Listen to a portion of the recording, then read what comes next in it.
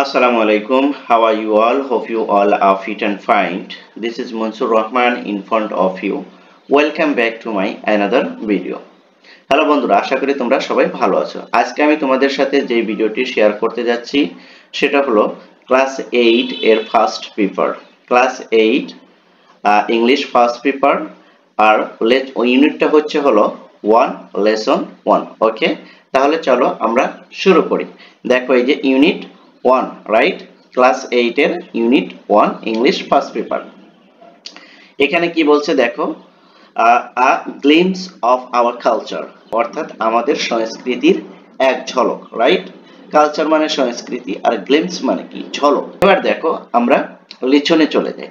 Lesson 1 আর আমাদের টপিকসটা কি? People's music, অর্থাৎ লোকসঙ্গীত, রাইট? মিউজিক মানে সঙ্গীত, এটা আমরা জানি। পিপলস মিউজিক, লোকসঙ্গীত। দেখো পিপলস মিউজিক, লোকসঙ্গীত, ওরাল ট্র্যাডিশন মানে কি? মৌখিক, যেটা আমাদের ঐতিহ্য আর কি। সেলফ এক্সপ্রেশন মানে কি? আত্মপ্রকাশ। তারপরে ইনস্ট্রুমেন্ট মানে কি? বাদ্যযন্ত্র।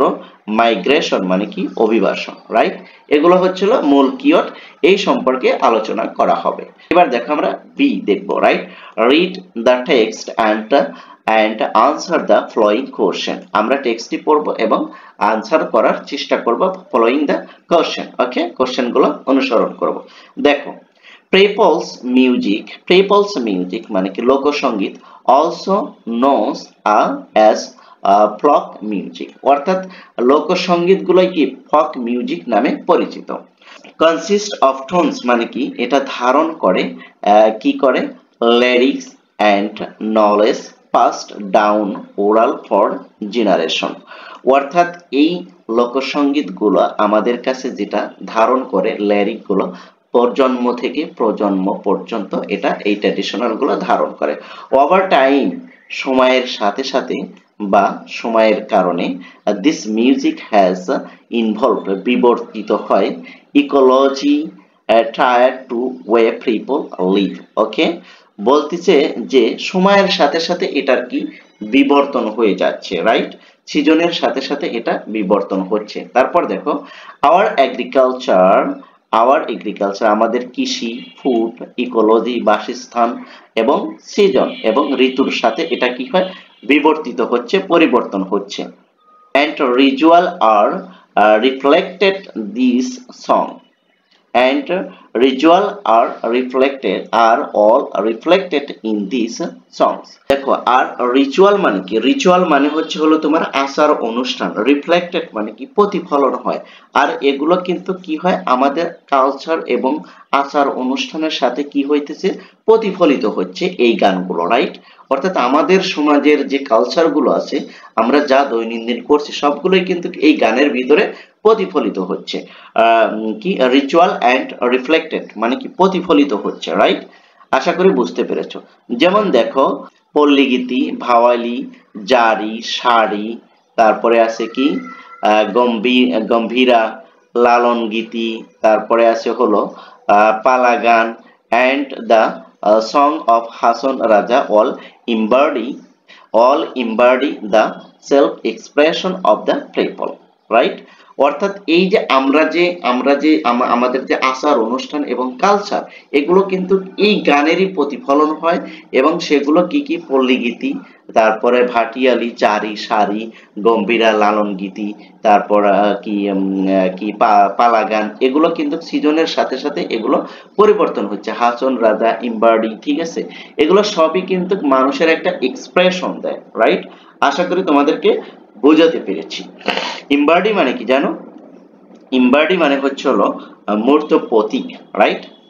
তারপর দেখো as the landscape change, অর্থাৎ প্রাকৃতিক দৃশ্যের পরিবর্তন, the music shift to, অর্থাৎ প্রকৃতির পরিবর্তনের সাথে সাথে এই মিউজিকটাও কি করে? শিফট করতেছে, অর্থাৎ পরিবর্তন হচ্ছে। দেখো, যেমন আমাদের সিজন 6টা আছে, এই 6টা ঋতুর সাথে সাথে কিন্তু আমাদের এক এক সময় কিন্তু এক এক গান বা এক এক জারি গান বলো আর এই যে গম্ভীরা বলো, এক এক সময় কিন্তু আমরা গাইতেছি। তার মানে কি এটা এটা মিন করছে এটাই যে আমাদের ঋতুর পরিবর্তনের সাথে সাথে আমাদের গান এবং কালচারেরও কিন্তু কি করতেছে, পরিবর্তন হচ্ছে, সেটাই বোঝাচ্ছে। ইন দা হিল ট্রেকস, এটা আবার কি করছে, পার্বত্য চট্টগ্রামে। দেখো, তুমি যখন পার্বত্য চট্টগ্রামে যাবে তখন ইউ এনকাউন্টার, তুমি সম্মুখীন হবে, এনকাউন্টার মানে কি সম্মুখীন হওয়া, music with the same rule but, একই মিউজিক, তুমি একই মিউজিকের সম্মুখীন হবে, বাট কিন্তু expression in the diverse language of the একই এথনিক কমিউনিটিস। এক এক কমিউনিটির কাছে তুমি যখন তুমি পার্বত্য চট্টগ্রামে যাবে দেখবে একই গান, একই জিনিস, কিন্তু তুমি এক্সপ্রেশনে পরিবর্তন পাবা। কি তুমি মানে যে বলার ধরনে তুমি কি পরিবর্তন পাবে, একই কি কমিউনিটি, একই কমিউনিটির কাছে একইভাবে তুমি কি পাবা, এর এক্সপ্রেশন পাইবা। এই যে দেখো, এথনিক মানে কি জাতি, এথনিক মানে কি জাতিগত, এথনিক, ওকে। এথনিক কমিউনিটিস মানে বিভিন্ন জাতিগত, বিভিন্ন কমিউনিটির কাছে বিভিন্ন ভাবে তুমি এগুলোর এক্সপ্রেশন পাবা। তারপরে দেখো, the instrument used for folk music আর কি crafted from materials found in the surrounding। দেখো, the instrument used for folk, এই ইনস্ট্রুমেন্ট গুলো ইউজ করা হয়েছে ফক মিউজিক, লোকসঙ্গীতের, যা ব্যবহার করা হয় in crafted from materials found in surrounding. আর এই ইনস্ট্রুমেন্ট গুলো যে তৈরি করা হয় সেগুলো কিন্তু আমাদের আশেপাশে থেকেই এই ম্যাটেরিয়াল গুলো আমরা পাই এবং সেগুলো থেকেই এগুলো তৈরি করি, এটাই বোঝাচ্ছে, ঠিক আছে। অর্থাৎ এগুলো এতটাই মানে যে আমাদের হাতের নাগালে, যে আমাদের আশেপাশে যা আছে এখান থেকেই আমরা এই ইনস্ট্রুমেন্ট গুলো তৈরি করতে পারি বা এই বাদ্যযন্ত্র গুলো তৈরি করতে পারি। তারপর দেখো কিভাবে আমরা তৈরি করি সেটা দেখো, অ্যানিমালস স্কিন, অ্যানিমালস স্কিন অর্থাৎ পশু পাখির চামড়া থেকে তৈরি করি, ব্যাম্বো বাঁশ থেকে তৈরি করি, অ্যান্ড কালাবাস আর কমন এক্সাম্পল, আর কালাবাস হলো এর কমন এক্সাম্পল। অর্থাৎ এগুলো যদি আমি টপ অফ সামারি করি তাহলে বিষয়টা হলো যে আমরা যে ইনস্ট্রুমেন্ট গুলো ব্যবহার করি এই লোকসঙ্গীতের, সেগুলো আমাদের খুবই হাতের নাগালে এবং আমাদের চারপাশ থেকেই এর ম্যাটেরিয়াল গুলো আমরা পেয়ে এগুলো তৈরি করতে পারি। তারপর দেখো, the sounds they produce are deeply connected to the land they come from, right? তাহলে কি বলছে, the sound they produce are deeply, এখানকার যে সাউন্ড প্রডিউস করে সেগুলো deeply connected to the land, অর্থাৎ খুব ওতপ্রোতভাবে জড়িত আমাদের এই কালচারের সাথে, ওকে।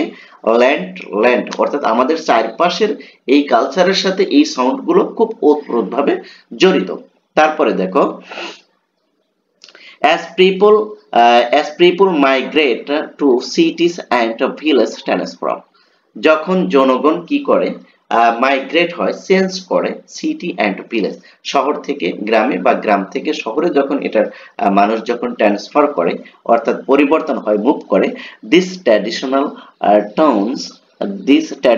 টোনস, এই ঐতিহ্য সুর আর স্লোলি ফেডিং। তখন এই ফেডিং মানে কি, ফেডিং মানে হলো তোমার হলো কি করা, বিবর্তন হয়ে যাওয়া। অর্থাৎ মানুষ যখন শহর থেকে গ্রামে যায় বা গ্রাম থেকে শহরে যায় তখন এই ট্র্যাডিশনাল টোনস মানে কি সুর, রাইট, এই ট্র্যাডিশনাল টোন গুলো কি হয়ে যায়, সুরগুলো ফেডিং, বিবর্তন হয়ে যায়, পরিবর্তন হয়ে যায়, অর্থাৎ কোনো জায়গায় একটু উঁচু, কোনো জায়গায় একটু নিচু, এরকম হয়ে যায়, অর্থাৎ সুরগুলোর পরিবর্তন হয়ে যায়, এটাই বোঝাচ্ছে। হাউএভার, যাই হোক, folk music still finds its place in mainstream film and music album। দেখো, ফক মিউজিক এই লোকসঙ্গীতগুলো এখন পর্যন্ত finds its place, এখনো খুঁজে পাওয়া যায় বা এখন পর্যন্ত আছে মেইনস্ট্রিম ফিল্ম মানে কি মূল ধারার ফিল্মে অ্যান্ড মিউজিক অ্যালবাম, এবং মিউজিক অ্যালবামে এখনো খুঁজে পাওয়া যায়।